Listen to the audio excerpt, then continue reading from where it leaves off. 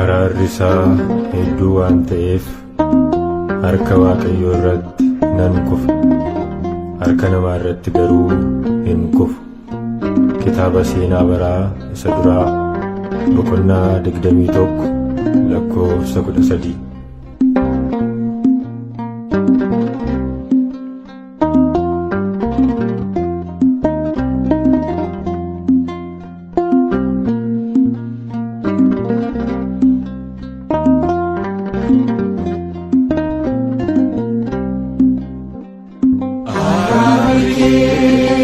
Baay'eedha dhiifamni kee dhangaa hin qabu.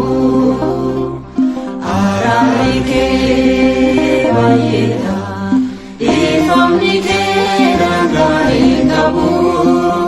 Harka kee irratti kufuunuuf wayyaa yaa Gooftaa, si malee kan nuuf ta'u hin jiru, si malee kan nuuf ta'u hin jiru.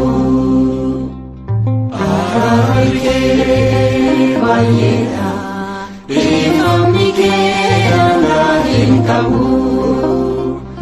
Araarri kee baay'eedha dhiifamni kee dhangaa hin qabu.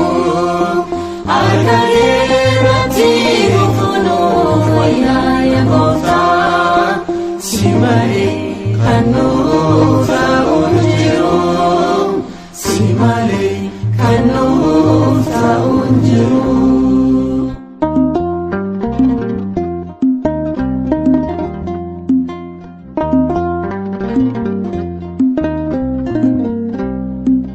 Lapheesiif mijatee dhabuu keenyaani, rakkoon nuuf hammaatee dhibee nuuf humneeni.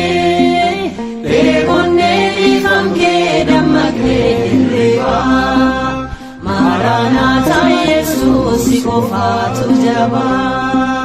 Ciniinsuun jalqaba addunyaa sochoosee, yaaddoon abdii hubee sammuu rifachiisee. Ciniinsuun jalqaba addunyaa sochoosee, yaaddoon abdii hubee sammuu rifachiisee. Araarri kee baay'eedha dhiifamni kee dhangaa hin qabu. Araarri kee baay'eedha dhiifamni kee dhangaa hin qabu. Harka kee irratti kufuunuuf wayyaa yaa Gooftaa, si malee kan nuuf ta'u hin jiru, si malee kan nuuf ta'u hin jiru.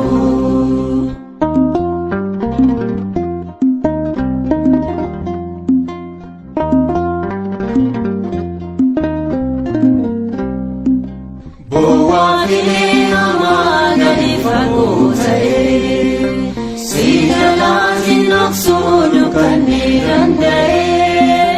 Qorichi argamee si haalaatti hin jiru, barruu kee qofaadha addunyaa kan furu.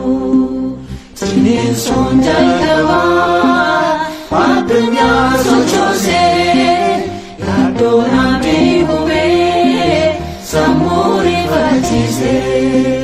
Ciniinsuun jalqaba addunyaa sochoosee, yaaddoon abdii hubee sammuu rifachiisee.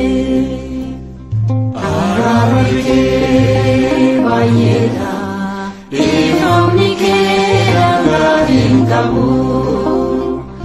Araarri kee baay'eedha dhiifamni kee dhangaa hin qabu. Harka kee irratti kufuunuuf wayyaa yaa Gooftaa, si malee kan nuuf ta'u hin jiru,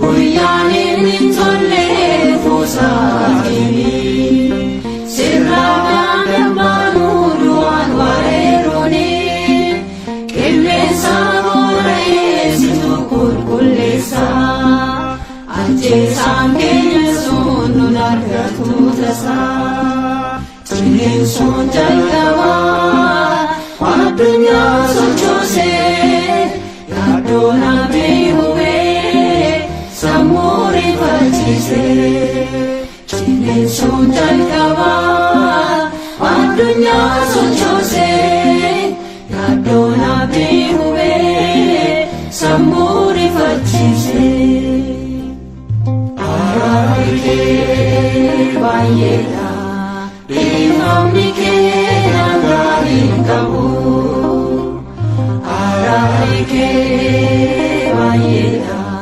dhiifamni kee nagaa hin qabu harka keerratti dhufunuuf wayyaa gooftaa si malee kan nuuf ta'uun jiru si malee kan nuuf ta'uun jiru.